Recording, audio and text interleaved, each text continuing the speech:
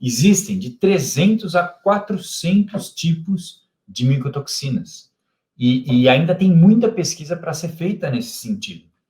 E essas micotoxinas, elas são produzidas tanto no momento que a planta está no campo, né, que o alimento ainda está na planta, está na lavoura, no campo, quanto no momento em que esse alimento ele é cortado e é levado para armazenagem. Então, tem os fungos de campo e os fungos de armazenagem.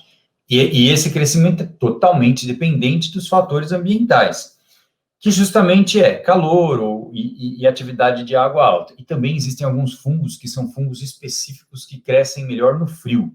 Então, essas duas circunstâncias, tanto o calor quanto o frio e o teor de água livre são fundamentais, são condições fundamentais para o crescimento desses fungos. E eu tenho que lembrar também que em algumas situações onde eu tenho a umidade relativa do ar muito alta, e se você que está aqui acompanhando com a gente o programa hoje, por exemplo, está na região norte do Brasil, onde eu tenho chuvas diárias, não é a nossa realidade aqui no Sudeste, não é a realidade muitas vezes do Nordeste ou do Sul. Mas se você às vezes está na região norte, numa região que chove diariamente, em um volume grande de água, a umidade relativa do ar é muito alta. Todas as matérias-primas que tiverem alto valor higroscópico, como, por exemplo, a polpa cítrica, uma torta de algodão, uma casca de soja, elas vão ganhar água livre. O teor de água livre delas tem chance de aumentar durante o período de armazenagem. E eu posso constatar isso facilmente quando eu tenho um aumento de temperatura nessas matérias-primas durante a armazenagem. Eu consigo medir, consigo detectar esse aumento de temperatura. Então, essas condições elas variam um pouco de acordo com o tipo de material e de acordo com a região do Brasil que eu estou trabalhando. Agora, numa situação de ingestão frequente, como, por exemplo, acontece no confinamento, onde o desafio realmente é maior, onde a quantidade de alimento concentrado que o animal ingere é maior, é lá que eu vou ter o problema. Porque numa situação de pasto, numa situação de campo, por mais que existam também fungos, que a gente sabe, você que é técnico, você que tem boi, você que é do campo, você sabe, tem fungo que acontece, por exemplo, na macega do capim, de alguns tipos de capim mais que outros, e que levam, por exemplo, a lesões como fotossensibilização, coisas muito feias de se ver.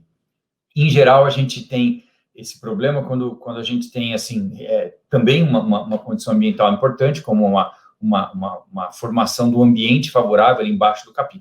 Mas, nesse momento, a maior parte dos animais está com uma microbiota ruminal muito bem equilibrada. Bom, aí eu vou fazer um parênteses, né? Se eles estão bem nutridos, ou seja, se a quantidade de massa, de produção de capim, de forragem é boa, se o nível nutricional do capim é bom, se existe uma suplementação mineral adequada para aquela categoria, então esses animais que estão no pasto, eles estão com uma resistência orgânica bem fortalecida, muitas vezes eles têm uma condição ambiental muito boa.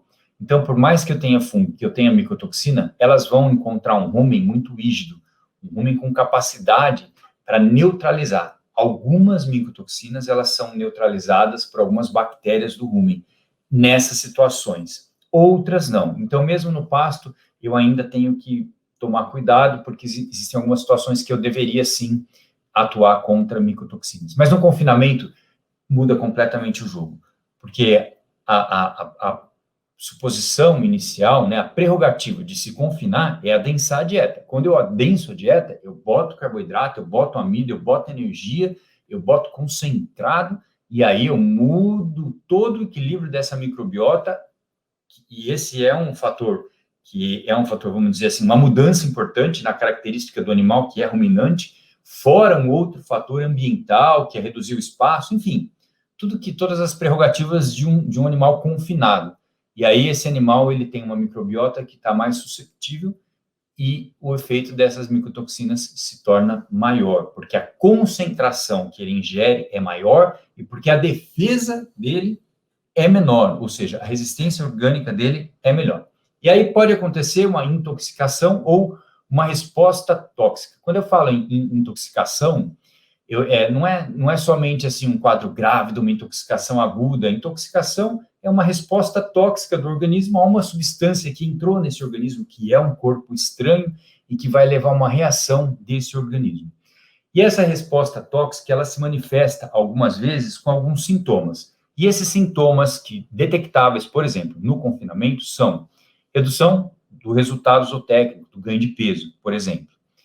Redução da resposta imune dos animais, uma imunossupressão, uma redução da resistência orgânica desses animais.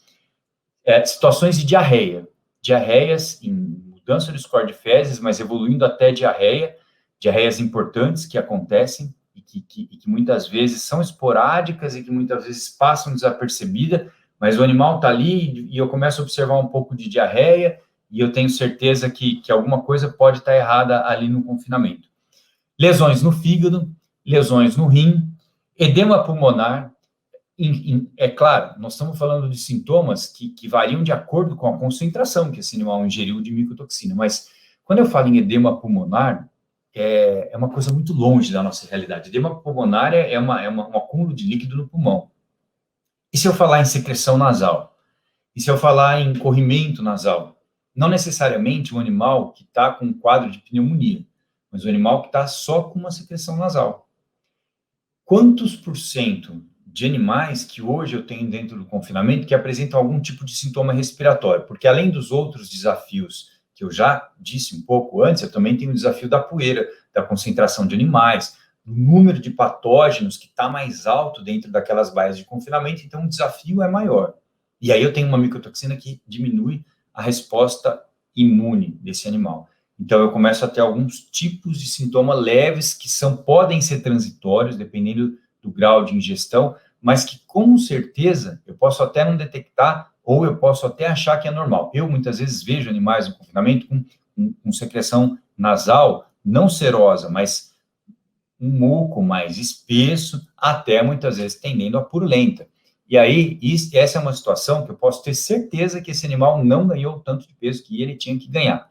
Que o investimento que eu fiz ali na minha dieta, nesse animal, nesses animais que são acometidos, o retorno desse investimento vai ser menor. Depois tem algumas micotoxinas que também provocam vômito, mais em suínos isso, né? Mas é importante dizer que essa mesma micotoxina que provoca vômito em suíno, por exemplo, que é a vomitoxina, ou dioxinivalenol, ele reduz a palatabilidade das rações para bovinos. Experimentos demonstram que quando você oferece dois tipos de ração diferentes, as rações que contêm micotoxinas, os animais preferem as rações que não contêm. O paladar, a palatabilidade da ração é alterada quando o animal está recebendo uma ração, por exemplo, que contém a vomitoxina ou outras micotoxinas. Além disso, eu posso ter quadros mais graves, por exemplo, de hemorragias, quadros que evoluem até a morte do animal. Agora, o mais comum não é nada disso. O mais comum é eu ter um alimento melhor, que foi mais selecionado, e uma ingestão constante, porém concentrações mais baixas de micotoxina. E aí eu não consigo detectar facilmente, muitas vezes eu não consigo detectar e eu perco dinheiro nesse momento. E é justamente por isso que a gente está aqui hoje, para falar especificamente desse tipo de contaminação.